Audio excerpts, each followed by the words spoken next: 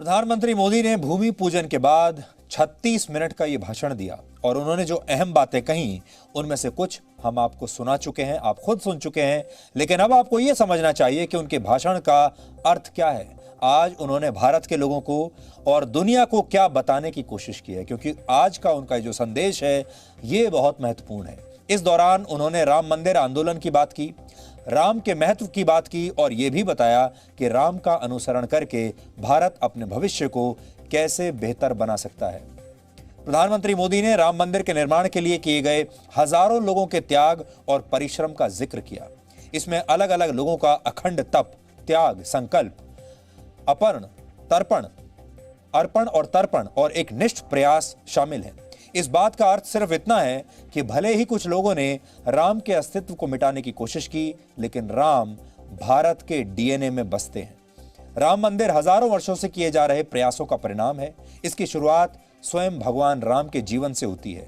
वनवास और रावण से युद्ध के दौरान उन्हें एक गिलहरी से लेकर वानर सेना, केवट और वनवासियों का साथ मिला, समर्थन मिला। यानी भगवान राम शुरू से ही अलग अलग वर्गों को एक सूत्र में पिरोते आ रहे हैं। इसलिए बार बार हम ये बात कह रहे हैं कि भगवान राम एक धर्म के नहीं हैं, भगवान राम एक वर्ग के नहीं हैं, भगवान राम पूरे भारत को एक साथ रखेंगे। भगवान राम भारत को एकता के सूत्र में पिरो सकते हैं।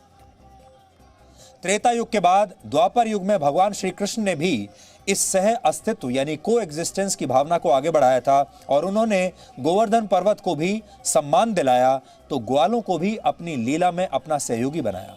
फिर इसी परंपरा का मान छत्रपति शिवाजी महाराज और महाराज सुहेलदेव ने रखा और आधुनिक भारत में महात्मा गांधी ने भी पिछड़ों, दलितों और आदिवासियों के हितों के लिए ऐसे ही आंदोलन करके इसे आगे बढ़ाया।